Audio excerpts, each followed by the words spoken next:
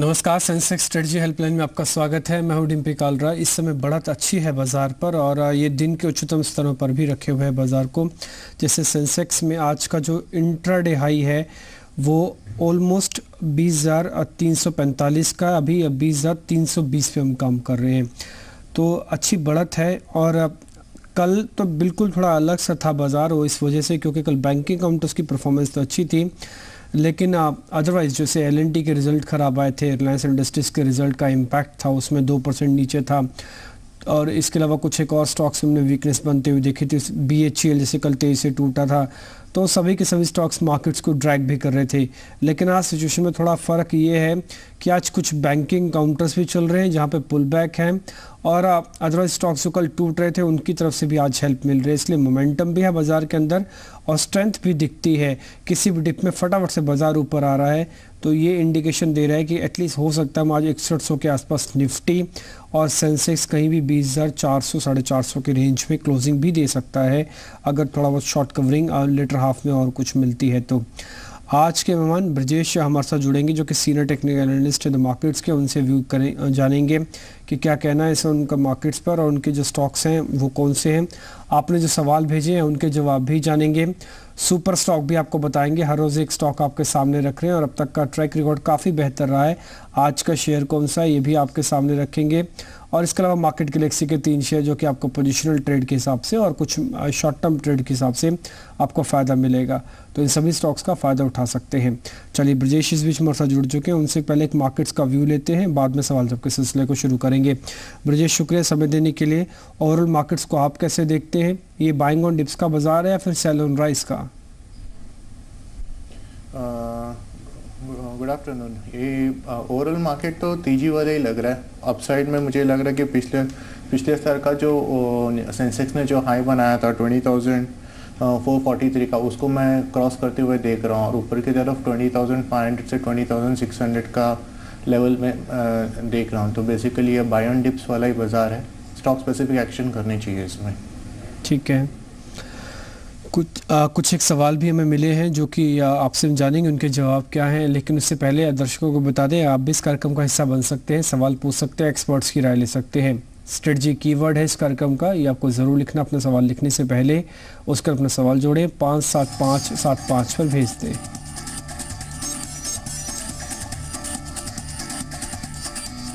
एक SMS अभी मिला है यूनिटेक के बारे में, श्वेता का भी SMS आया है रांची से। ये 4000 शेयर इनके पास है, 21 के रेट की खरीद है। यूनिटेक पर आपका व्यू क्या? अभी 19 रुपये ट्रेड हो रहा है। यूनिटेक अगर देखें तो वीकली और मंथली चार्ट्स पे तो नेगेटिव स्पेसिफाई कर रहा है। उनको एक मेजरली मैं एक 18 का एक स्टॉप लॉस फॉलो करने बोलूँगा। अगर ये लेवल ब्रेक करता है तो मुझे नहीं लगता कि ये स्टॉक में बने रहना चाहिए, क्योंकि इसका मीडियम टर्म चार्ज तो नेगेटिव ही है। एक बार वो इसमें से एग्जिट करके कोई दूसरे स्टॉक में इन्वेस्ट करे, यही सलाह दूंगा मैं। ठीक है। इस बीच अशोक हमारे साथ जुड़े हैं अहमदाबाद से अपने सवाल पूछने के लिए। अशोक जी नमस्ते, आवाज़ मिल रही है तो अपना सवाल पूछिए आप। हाँ जी sir, good afternoon. Afternoon sir, अपना सवाल पूछिए। मेरा सवाल था ऑन मोबाइल ग्लोबल पे मैंने खरीदा है 6,032 के रेट पे। 32 की आपने बताया। ठीक है, खरीद थोड़ी सी महंगी लग रही है। ठीक है, पूछते हैं क्या करना चाहिए। ये ऑन मोबाइल ग्लोबल इन्होंने ले रखा है और इनकी खरीद आज के भाव को देखते हुए थोड़ी महंगी लगती है। 32 रुपये की इनकी खरीद है, 6000 शेयर हैं। क्या किया जाए, घाटे को कम कैसे करें? ऑन मोबाइल अगर लास्ट 1 महीने के आप रेंज की बात करें तो वो 28 से 30 के रेंज के बीच में ट्रेड कर रहा है। उन्हें एक होप्स तब मिल सकता है अगर ये शेयर 32 के ऊपर ट्रेड करता है। अगर ये 32 का लेवल क्रॉस कर जाता है तो इसमें एक तेज़ी देखने को मिल सकती है। फिलहाल तो मैं यही सलाह दूंगा कि वो इसे 25 का स्टॉप लॉस मेंटेन करके इसे पोजीशन को होल्ड कर लीजिए, और वो 32 क्रॉस करता है तो इसमें ऐड करने की वो सोच सकते हैं।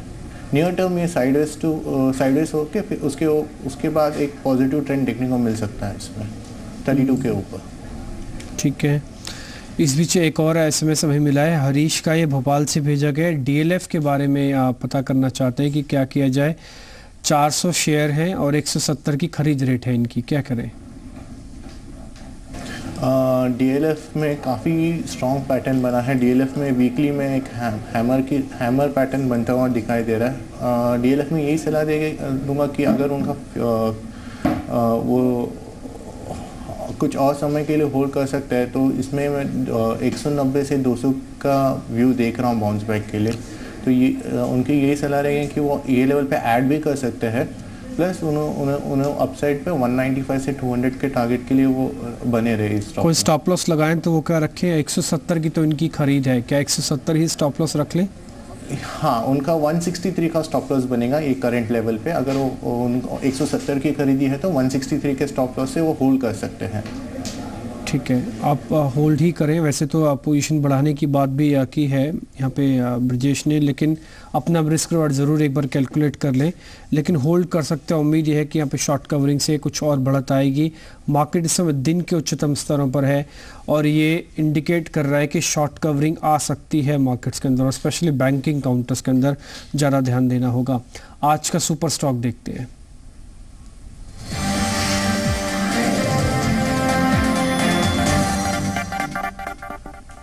आज का स्टॉक जानने से पहले एक बार रिपोर्ट कार्ड देखते हैं। कल हमने आपको NMDC दिया था, एक स्टॉक जिसमें आज 3% का वापस इजाफा देखने को मिल रहा है। लगातार जो शेयर हम आपके सामने रख रहे हैं उसका रिटर्न काफ़ी 137 रुपये तक का था। आप इसमें बने भी रह सकते हैं, मीडियम टर्म की कॉल है, लेकिन 3-4% 5% अगर आपको प्रॉफिट हो रहा है और आप इससे बाहर आना चाहते हैं, आपका रिस्क रोड अलाउ नहीं कर रहा, तो भले आप इससे बाहर भी आ सकते हैं। आज सुबह से ही इसमें एक अच्छा मोमेंटम बना हुआ है, करीब 3% का इजाफा सिर्फ आज में जोड़ता हुआ दिखा है। चलिए आज का स्टॉक जानते हैं और आप समझते हैं कि आज फ़ायदा कहाँ से मिलने वाला है। अंकित बताएं आज का शेयर। आज का जो फायदे का शेयर रहेगा वो रहेगा बैंकिंग सेक्टर से निकल कर आया, उसका नाम है साउथ इंडियन बैंक। खरीदारी की सलाह, लक्ष्य रखा गया 28 रुपये 30 पैसे का। AB मनी यानी कि आदित्य बिरला मनी की एक रिपोर्ट निकल कर आई है।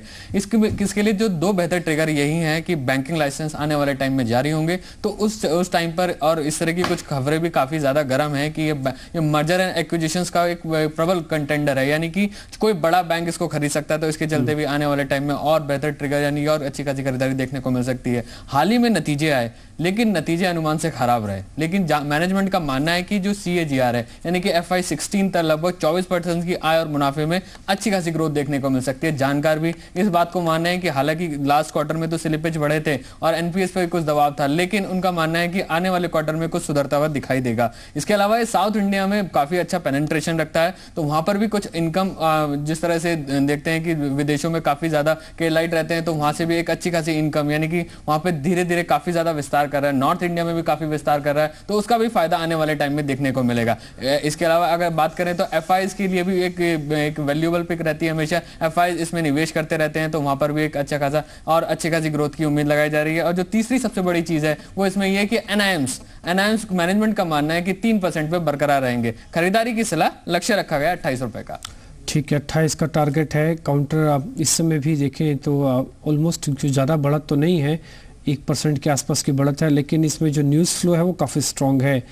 सभी बैंकिंग काउंटर्स के अंदर एक जैसी राय रखना थोड़ा गलत होगा। सबका अपना USP है, सबका अपना अपना नेचर है। और साउथ इंडियन बैंक के अंदर ये बस हमेशा से है कि अगर कुछ भी मर्जर नेगोशिएशंस होता है, भले बैंकिंग लाइसेंस की बात आए ना आए, लेकिन ये बस इसके साथ हमेशा जुड़ा हुआ, और कभी भी अगर एक खबर के रूप में कन्वर्ट होता है तो इसके अंदर काफ़ी अच्छा रिएक्शन देखने को मिलेगा। इसलिए सुपर स्टॉक की कैटेगरी में आता है। 28 रुपये का टारगेट है। साउथ इंडियन बैंक के अंदर आप चाहें तो निवेश कर सकते हैं। चलिए, इस बीच आपके रिजल्ट आ रहे हैं लगातार, और इंडिया इन्फोलाइन के भी रिजल्ट अभी आए हैं। मुनाफा 23% बढ़ा है, काउंटर इस समय बिल्कुल फ्लैट है। 23% का मुनाफा इन्होंने दर्ज कराया इस बार के क्वार्टर्स के अंदर, और साथ ही अगर ईयर ऑन ईयर कंपैरिजन आय का, इनके टॉप लाइन का देखें तो वो भी 16% बढ़ी है। तो प्रॉफिटेबिलिटी 23%, आय भी में भी इजाफा हुआ है। काउंटर के अंदर भी कुछ खास मोमेंटम तो नहीं है। एक बार देखना होगा कि आगे चल के किस तरह से ट्रेड और लेता है। तो इंडिया इन्फोलाइन के रिजल्ट्स यहाँ पे आ चुके हैं। चलिए, इस बीच एक और कॉलर हमारे साथ जुड़े हैं, उनका नाम है सुबीर गांगुली, ये सिगरौली से हैं। गांगुली साहब नमस्ते, अपना सवाल पूछें आप। मेरा सवाल ये है कि हिलियस और पेट्रोसन दिवाली तक क्या 70 आ सकता है? मतलब आप उसको होल्ड कर सकते हैं, उसको बेचना चाहिए अभी? हिलियस एंड मेथनसन आपके पास है। 30 शेयर की खरीद रेट आप बता पाएंगे, किस रेट पे आपने खरीदा हुआ है? 50 to 50। 50 to 50, ठीक है। पूछते हैं क्या करना चाहिए। हिलिस एंड मैथरसन इनके पास एक स्टॉक है और इन्होंने 52 रुपये की रेट पे लिया हुआ है। शेयर थोड़े कम हैं, 30 शेयर ही इनके पास हैं, लेकिन ये पता करना चाहते हैं कि क्या इसमें स्ट्रेंथ आ सकती है। और क्योंकि 52.50 की खरीद है, 10 रुपये का बेनिफिट इनको मिल रहा है पर शेयर, ये बने रहे इसमें। या अगर हेलियस की बात करें तो इसकी जो टेक्निकल जो पैटर्न बना है उसने वीकली चार्ट्स पे head and shoulder, bullish head and shoulder का पैटर्न बना है, जो ये जो 52 के लेवल्स पे इसको फ्रेश ब्रेकआउट आया है।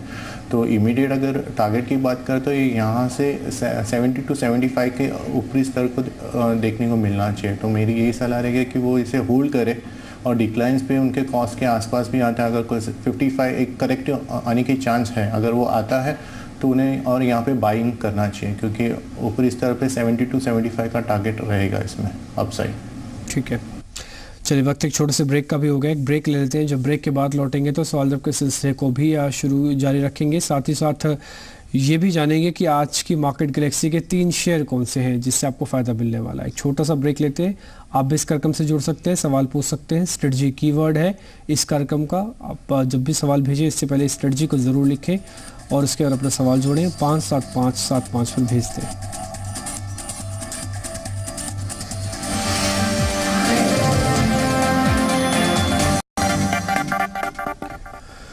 ब्रेक पर एक बार फिर आपका स्वागत है। तो मार्केट्स के अंदर उतार चढ़ाव है और लेकिन ये पॉजिटिव साइड पे थोड़ा ज़्यादा लग रहा है और टेंडेंसी भी ऐसी है कि हो सकता है शायद आज मार्केट कुछ और शॉर्ट कवरिंग देखते हुए दिखे। इस बीच गोल्ड इंपोर्ट को लेकर कुछ नियम सख्त किए गए हैं। इस पे बातचीत करने के लिए हमारे साथ उमेश पारिक हैं जो कि एमडी हैं श्री गणेश ज्वेलरीज के। उनसे बातचीत करते हैं। उमेश जी, शुक्रिया आज बिजनेस को समय देने के लिए। असल में जब पिछली बार आपसे बात हुई थी तब भी मैंने आपसे यही पूछा था कि वित्त मंत्री तो बार बार कह रहे हैं कि मेरी एक ही उम्मीद है कि आप बस सोना ना खरीदें। उन्होंने विश तो की थी, अब वो सख्ती से कह रहे हैं कि आप सोना बिल्कुल नहीं खरीदें, इंपोर्ट भी वहीं करें। आपकी राय क्या, आपका फर्स्ट रिएक्शन क्या है इस पे? हमारा फर्स्ट रिएक्शन है ये जो मूव आरबीआई ने किया है, it is not very welcome by the jewellers community. Jeweller community को ये मूव जो है वो ज्यादा पॉजिटिव स्पिरिट्स में नहीं लगा है। इससे गोल्ड की इंपोर्ट पे पाबंदी लगाने की जो बात कही है और जो स्पष्ट मैसेज हम लोग को मिला है उससे हम ज्वेलर कम्युनिटी इतनी संबंधित नहीं है। मतलब ये नहीं चाहते कि ये लागू हो, लेकिन ये अब लागू हो चुका है। क्योंकि इससे ये न समझे कि खपत कम हो जाएगी जी। सोने की खपत उतनी ही रहेगी जो मैंने पहले भी कहा था, क्योंकि आज भी सोना 27,000 रुपया 10 ग्राम का भाव में बिक रहा है, जो कि 18,000 रुपया 3 साल पहले बिक रहा था। तो एज ए इन्वेस्टमेंट मीडियम ये इसने सबसे अच्छा रिटर्न दिया है आमतौर पे। बिल्कुल, ये काफ़ी बात आपकी वाजिब लगती है कि आप सोने के इंपोर्ट को लगातार कम तो कर रहे हैं, पाबंदी तो लगा रहे हैं, लेकिन सोने के दाम उतनी तेज़ी से टूटे नहीं हैं। 31,000 से सिर्फ 27,000 तक ही पहुँचे हैं। लेकिन एक चीज़ मैं आपसे और पता करना चाहता हूँ, आपको लगता है कि सरकार की मंशा पूरी हो रही है इससे? क्योंकि जो इम्पोर्ट बिल है वो गोल्ड और क्रूड सबसे ज़्यादा यहीं से आता है। अब अगर सोने को थोड़ा बहुत कम कर दिया जाएगा तो कम से कम जो डॉलर का इनफ्लो है, आउटफ्लो है, वो थोड़ा कम हो जाएगा। इससे फॉरेक्स मार्केट बच जाएगा। फॉरेक्स मार्केट ये से सोने का इंपोर्ट से इतना बड़ा संबंध नहीं है जितना कि दर्शाया जा रहा है। क्योंकि आज फॉरेक्स एफआईआई जब पुल आउट करती है तो एक साथ 20,000 करोड़ 25,000 करोड़ पुल आउट कर लेती है महीने में, तो उससे ज्यादा फर्क पड़ता है, न कि कुछ सोना 100 टन ज्यादा आ जाने से। तो इस तरह से हम लोग नहीं समझते हैं, ज्वेलर कम्युनिटी ये नहीं समझती है कि इससे कोई बहुत लाभदायक डिसीजन है गवर्नमेंट के पार्ट पे। It is not going to reduce the capital account deficiency. Parikh साहब, जो अभी ज्वेलर्स के लिए थोड़ी मुश्किल आ रही है, इंपोर्ट के रिगार्डिंग मुश्किल आएगी, आपको भी लग रहा है ऐसा? क्या इसको कुछ पास ऑन करेंगे? जी, पास ऑन कर रहे हैं क्लाइंट्स तक या फिर इसको अपनी बैलेंस शीट में आप किसी तरह से मैनेज कर रहे हैं? नहीं, आमतौर पे ज्वेलर्स का मुनाफा जो है वो 10%, 15%, 8% है। तो ये मुनाफा इसको कितना कम किया जा सके वो इसकी उम्मीद ज्यादा नहीं है। It will be passed on to the customer. End में मरेगा तो कस्टमर ही इस पॉलिसी से। बिल्कुल, शुक्रिया आपका आज कार्यक्रम में जुड़ने के लिए, बताने के लिए कि फिलहाल अभी तो जो ज्वेलर्स का मुनाफा है उसी में से एडजस्ट करेंगे। लेकिन अगर सिचुएशन इसी तरह से रही तो शायद लोगों को भी तैयार होना होगा, क्योंकि ज्वेलरीज कंपनीज जितना झेल सकते हैं अपनी बैलेंस शीट्स में झेलेंगे, लेकिन उसके बाद वो कंज्यूमर को भी पास ऑन करेंगी। तो फिलहाल इस पर नज़र रख सकते हैं। शुक्रिया आपका कार्यक्रम में जुड़ने के लिए। एक और कॉलर भी हमारे साथ जुड़े हैं, वरुण है उनका नाम, कुरुक्षेत्र से है। वरुण जी नमस्ते, अपना सवाल पूछिए आप। सर नमस्कार। जी नमस्ते सर, सवाल पूछे। सर मैंने NHPC का दिया था IPO पे 36 रुपीज के हिसाब से 180 शेयर। 180 शेयर है, 36 रुपए की खरीद रेट है आपकी। तो ठीक, क्या करना चाहिए सर? पूछते देखिए, आप जिस रेट पे जिसने जहाँ पे बाय किया वहीं से नुकसान है। और जहाँ तक मेरे को पता है शायद ये IPO के आसपास का रेट भी है। NHPC का IPO के रेट भी 35-36 रुपए ही थे। उसके बाद से काउंटर कभी उभरा नहीं है। अभी नुकसान को कैसे कम किया जाए? सिर्फ वेट एंड वॉच करके जो ज़्यादातर लोग कर रहे हैं ब्रजेश, या फिर कुछ वॉल्यूम बढ़ाकर भी कॉस्टिंग को नीचे लेके आया जा सकता है? फ़िलहाल तो मैं यहाँ पे एडिशन या एवरेजिंग की सलाह नहीं दूंगा, क्योंकि इसमें जिस हिसाब से स्टॉक का फॉल देखने को मिला है, यही लग रहा है कि 16.5 से 17 का एक स्तर है, जहाँ पे अगर ये लेवल सस्टेन करता है और इन्हें और थोड़ा इंतज़ार करना पड़ेगा। ये स्टॉक को प्रिसाइसली 19 या 20 के लेवल क्लोजिंग देना पड़ेगा। अगर ये 16 और 17 का बेस नहीं ब्रेक करता और ऊपर में अगर 19 या 19.5 20 के लेवल पे क्लोजिंग देखने को मिलता है तो इनके लिए थोड़ी उम्मीद है और वहाँ से वो एवरेज के लिए सोच सकते हैं। फिलहाल तो मैं उन्हें यही सलाह दूंगा कि वो 16 और 17 का स्टॉप लॉस मेंटेन करके इसे वॉच करें।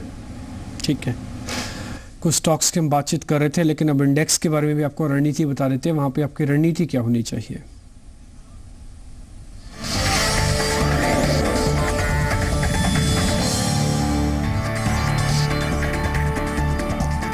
किसी तरह का कोई बदलाव नहीं किया था रणनीति के अंदर। लगातार हम आपको बाइंग और डिप्स बता रहे थे, और मार्केट्स के अंदर जो ये प्रीमियम खड़ा हुआ है 70 अंकों का, ये पहले से कहीं ज़्यादा हो गया है।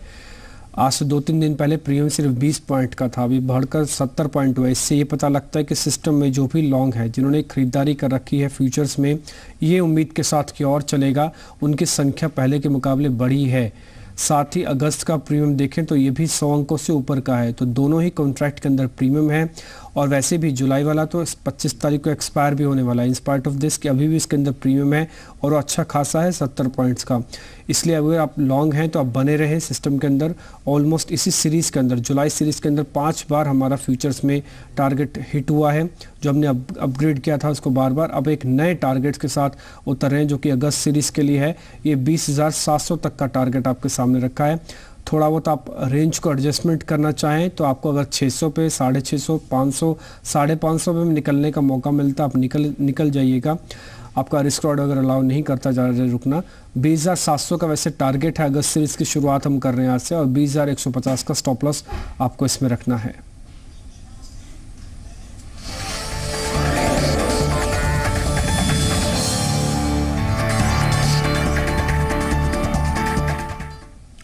चलिए आगे बढ़ते हैं और आप फटाफट से आपको मार्केट गैलेक्सी के 3 शेयर भी बता देते हैं।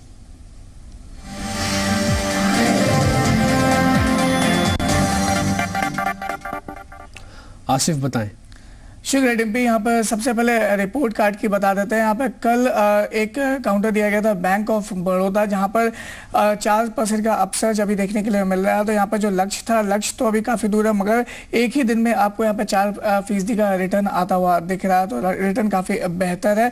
अब बात करते हैं आज के काउंटर्स की, किन काउंटर्स पर आप छोटे से मध्यम अवधि में पोजिशन ले सकते हैं। अपोलो हॉस्पिटल एक काउंटर होगा जहाँ पर फर्स्ट कॉल किराए के 1110 रुपये के लक्ष्य लिए खरीदारी करके चल सकते हैं।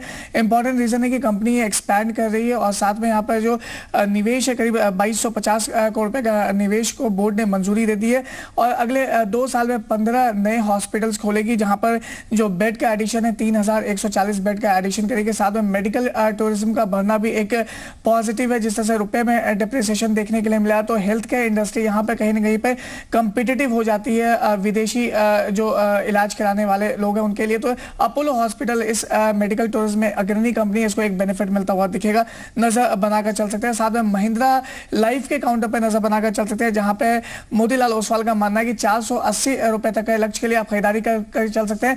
बेहद छोटे अवधि में ये लक्ष्य अचीव होता हुआ दिख सकता है। खासतौर पे जो इन्होंने मुंबई और एनसीआर, दिल्ली एनसीआर में जो प्रोजेक्ट लॉन्च किए, वहां पर रियलाइजेशन बढ़ने का अनुमान है और कंपनी के ऊपर डेट बहुत कम है। एक तरह से कहा जाए तो कैश पॉजिटिव है यहाँ पे, और डेट इक्विटी रेशियो की बात करें तो सिर्फ महज 0.6% का डेट है, जो कि बाकी रियल्टी कंपनी के मुकाबले देखा जाए तो यहाँ पर डेट ना के बराबर है। तो एक positive trigger Mahindra life space के लिए, जहां पर 480 के लक्ष्य के लिए खरीदारी करके चले। साथ में हेक्सावेयर के काउंटर पर भी खरीदारी करके चल सकते हैं। 130 रुपए के लक्ष्य के लिए एक स्ट्रॉन्ग बाय रिकमेंडेशन है नमूरा की तरफ से यहाँ पर खरीदारी करने की। खासतौर पर इनके जो नतीजे आए, नतीजे काफी बेहतर देखने के लिए मिले थे। और यहाँ पर यूएस और यूरोप में एक अच्छी ग्रोथ देखने को मिल रही है इनके सारे सेगमेंट्स में। और साथ में 4 नए डील्स इनको मिल सकते हैं, जो कि $25 मिलियन से ज्यादा के कॉन्ट्रैक्ट है, 2 यूएस में, 2 यूरोप में, जिसके वजह से यहाँ पर एक रेवेन्यू अपसर्ज देखने के लिए मिलेगा आने वाले क्वार्टर्स में। तो हेक्सावेयर पर नजर बनाकर चलें, जहां पर 130 रुपए के लक्ष्य के लिए नमूरा का बाय रिकमेंडेशन है, स्ट्रॉन्ग बाय रिकमेंडेशन है। जी टिम्पी। ठीक है, शुक्रिया आपका ये सभी स्टॉक्स बताने के लिए, जिसमें हेक्सावेयर शामिल है। अपोलो हॉस्पिटल के अंदर काफ़ी अच्छा मूव आज देखने को मिला, ऑल्दो काफ़ी चल चुका है, लेकिन अभी भी 1000 के ऊपर ही आके अगर क्लोजिंग आज देता है तो निश्चित तौर पर बहुत अच्छी एक पिक हो जाएगी, जिसको BTS टिकट फॉर्म में भी कन्वर्ट किया सकते हैं। 1110 का टारगेट यहाँ पे देखने को मिल रहा है। मोतीलाल ओसवाल की रिकमेंडेशन महिंद्रा लाइफ स्पेस पे भी है, इस पे भी 480 का टारगेट है। ब्रजेश, आपकी तरफ से आज की ट्रेडिंग पिक कौन सी होगी, कौन से स्टॉक्स आप दे रहे हैं? आज और कल के पॉइंट ऑफ व्यू से अगर देखें तो मैं DLF में लॉन्ग जाना चाहूँगा करेंट लेवल्स में। मेरा लेवल रहेगा 175 से 173 के रेंज में बाय करें और 165 का स्टॉप लॉस, और अपसाइड में मैं 185 से 188 का टारगेट DLF में देखूंगा। और दूसरा स्टॉक मेरा रहेगा yes bank. 437 current market price चल रहा है, may be like today decline में 436 से 435 के रेंज में मैं बाय करूंगा, और ऊपरी स्तर में 445 के लेवल्स को मैं इसे वॉच करूंगा। ठीक है, इस बीच कुछ एक और SMS भी आ रहे हैं, आप उनके अगर जवाब दे पाएँ तो। भारती एयरटेल पे एक SMS अभी मिला है जितेंद्र का, ये पता करना चाहते हैं कि भारती एयरटेल में अभी निवेश किया जाए या फिर अभी थोड़ा रुके। आपकी राय क्या है टेलीकॉम पर, स्पेशली भारती एयरटेल पर? भारती में अगर आप देखें लास्ट 4 से 5 महीने के अगर टाइम फ्रेम को कंपेयर करें तो 280 नीचे की तरफ और ऊपर 335 से 345 का ये रेंज है। तो अगर आप अभी इमीडिएट देखें तो भारती अभी 333 का रेट चल रहा है, जो कि ऊपरी रेजिस्टेंस की तरफ है। तो मेरा ये मानना रहेगा कि यहाँ पे शायद एक बार भारती में थोड़ा रेजिस्टेंस, थोड़ा सेल ऑफ देखने को मिले, तो अगर उनको डिक्लाइन मिलता है 320 से 315 के लेवल पे, तो एक बार वो बाइंग के लिए सोच सकते हैं। एक और SMS है, ये इंडिया सीमेंट्स पे पता करना चाहते हैं, नवनीत का, ये दिल्ली से भेजा गया है और ये 58 रुपये की खरीद है इनकी, 1000 शेयर इनके पास से। ये पता करना चाहते हैं इसमें क्या किया जाए। इंडिया सीमेंट में 58 से 59 का एक लेवल मुझे लगता है उन्होंने वॉच करना चाहिए। अगर वो ये लेवल सस्टेन करता है और इसके ऊपर अगर ट्रेड करता है स्टॉक, तो उन्हें डेफिनेटली इसमें बने रहना चाहिए। ये स्टॉक 65 से 68 के रेंज में एक बार बाउंस करेगा, जहाँ पे वो एक बार एग्जिट करने के लिए सोच सकते हैं। जी शुक्रिया आपका, धन्यवाद आज कार्यक्रम में जुड़ने के लिए, बताने के लिए कि अलग अलग स्टॉक्स में क्या किया जाए और इंडेक्स में भी अपनी राय रखने के लिए। फिलहाल इस कार्यक्रम से इतना ही, नमस्कार।